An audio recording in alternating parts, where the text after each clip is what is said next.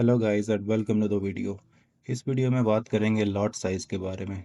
अक्सर मैंने वीडियोस में या स्ट्रीम्स पर देखा है कि लोग पूछते हैं कि हम इस ट्रेड में अपना लॉट साइज़ कितना रखें या हमें लॉट साइज़ कितना लेना है। तो ये वीडियो उसी बारे में होने वाली है जो आपको बताएगी कि कैसे आप अपना लॉट साइज़ कैलकुलेट कर सकते हैं और लॉट साइज़ किसी भी ट्रेड के लिए क्यों ज़रूरी है। तो सबसे पहले जो क्वेश्चन है वो आपको ये पूछना चाहिए कि अगर आप एक ट्रेड ले रहे हैं तो उसमें ये नहीं पूछना चाहिए आपको कि मुझे लॉट साइज़ कितना लेना है। सबसे पहले आपके माइंड में होना चाहिए कि मैंने इस ट्रेड में रिस्क कितना करना है। तो बेसिकली जितना आप रिस्क कर रहे होते हो उसके ऊपर ही आप अपना लॉट साइज़ फिर डिटरमिन करते हो। फॉर एग्ज़ाम्पल एक मिसाल लेते लेते हैं कि अगर आप $100 का अकाउंट ट्रेड कर रहे हैं और आपने एक ट्रेड लेनी है। अब अगर आप किसी को देख के यूट्यूब पे या ऑनलाइन स्ट्रीम से ट्रेड्स ले रहे हैं, अब उस बंदे का अकाउंट डिफरेंट है, उस बंदे का अकाउंट लेट्स सपोज $10,000 का है।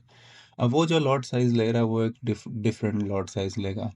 लेकिन अगर आप उसी की लॉट साइज़ को बिल्कुल कॉपी कर लेंगे और अपने उस $100 पे 10,000 के हिसाब से लॉट साइज़ ले लेंगे, तो आपका रिस्क उस ट्रेड के ऊपर बहुत बड़ा हो जाएगा।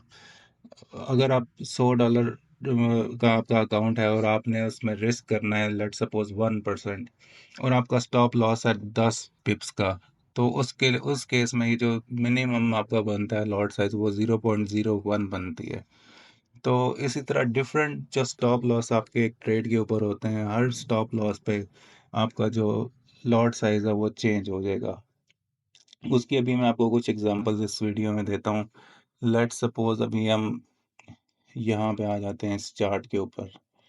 अब आप देखें, अगर आपका अकाउंट है लेट्स सपोज छोटा अकाउंट है, $100 का अकाउंट है और आपने यहाँ से इसको इस मार्केट को सेल करना है। अब आप कैसे यहाँ पे सोच लेंगे कि आपने क्या लॉट साइज लेना है, जब तक आपको एक ट्रेड का प्लान ही नहीं पता होगा कि आपने कितने पिप्स रिस्क करने हैं और इसमें आपका रिस्क टोटल अकाउंट पे आपने $100 पे कितना करना है। तो फॉर एग्जांपल आप कहते हैं कि मैंने इस अकाउंट $5 रिस्क करने हैं और उसके बाद आप प्लान करेंगे इस ट्रेड को प्रॉपर यहाँ पे ट्रेडिंग व्यू में। अब लेट्स सपोज मैं अपना स्टॉप लॉस इसका यहाँ पे दे देता हूँ और मैं इस मार्केट को सेल करने वाला हूँ। अब अगर यहाँ पे आएगी तो यहाँ पे मेरी एंट्री हो जाएगी। अब यहाँ से आप देखेंगे कि ऊपर स्टॉप लॉस मैंने अपना रख दिया 20 पिप्स का मेरा स्टॉप लॉस हो गया। अब 20 पिप का मेरा स्टॉप लॉस है, अकाउंट साइज मेरा $100 है। अब इस 20 पिप पे मुझे लॉट साइज कैसे निकालना है वो मैं आपको बताता हूँ। सबसे उसका इजी तरीका है कि आपने चले जाना है इस वेबसाइट के ऊपर। इस तरह की और भी वेबसाइट है जहाँ पे ये लॉट साइज कैलकुलेटर्स आपको मिल जाएंगे। ये है माई एफ एक्स बुक पे। इस पे आप देखेंगे, अगर होम में आप जाएंगे फॉरेस्ट कैलकुलेटर्स में आपको पोजीशन साइज कैलकुलेटर मिल जाएगा। तो इस कैलकुलेटर पे आप जाएंगे। अभी आप देखें पाउंड जेपीवाई पे है, आपने यहाँ पे अपना करेंसी भी चूज कर लेनी है और अपना अकाउंट साइज चूज कर लेना है $100। अब इसको आप स्वैप विद मनी करेंगे, आप कहते हैं कि आपने $5 रिस्क करना है, ठीक है। ये वैसे 100 पे आप 5% रिस्क हो जाएगा आपका। और आप यहाँ पे अपना स्टॉप लॉस इसको दे देते हैं 20 पिप्स का। तो यहाँ पे जब मैं इसको कैलकुलेट करूंगा तो ये नीचे आपको बता देगा कि आपके $100 के ऊपर 5% आपका रिस्क हो रहा है और इस ट्रेड के लिए आपको चाहिए होंगे 0.04 लॉट्स। तो यहाँ पे अगर आप ये ट्रेड ले रहे हैं तो यहाँ पे इस प्राइस पे 188.501 पे आप जाके 0.04 लॉट का एक बाय सेल स्टॉप सॉरी लगा देंगे और अपना जो स्टॉप लॉस है वो यहाँ पे सेट कर देंगे 188.709 पे। तो ये आपके अगर यहाँ से स्टॉप लॉस ऊपर जाके हिट कर जाएगा, यहाँ से लेट सपोज ये आपको ट्रिगर करता है और मार्केट वापस रिवर्स हो जाती है और आपका स्टॉप लॉस हिट हो जाता है, तो यहाँ पे जब ये जाएगा तो आपके $5 का लॉस आपको हो जाएगा। तो इस तरह से आप कोई भी अगर ट्रेड है तो उसमें आप कभी भी ये ना सोचें कि आपने लॉट्स कितने लेने हैं। हर हर अकाउंट का हर हर बंदे का डिफरेंट अकाउंट होता है, उसका साइज डिफरेंट होता है। वो अपने अकाउंट के हिसाब से लॉट्स लेता है। आपने जो लॉट्स लेनी है वो अपने अपने अकाउंट के हिसाब से लेने हैं। अभी आप एक और एग्जांपल हम यहाँ पे ले लेते हैं। अब लेट्स सपोज हम यहाँ से ऊपर बाय करना चाह रहे हैं इस मार्केट को। अब यहाँ से मैंने बाय करना है अगर इसको, और देखें अभी स्टॉप लॉस मेरा यहाँ पे चेंज हो गया तो यहाँ पे लेट्स सपोज मैं कहता हूँ कि मैं इस कैंडल के नीचे अपना स्टॉप लॉस रखूंगा, अगर यहाँ से ऊपर आएगी मार्केट तो 12 बिप्स का स्टॉप लॉस हो गया मेरा।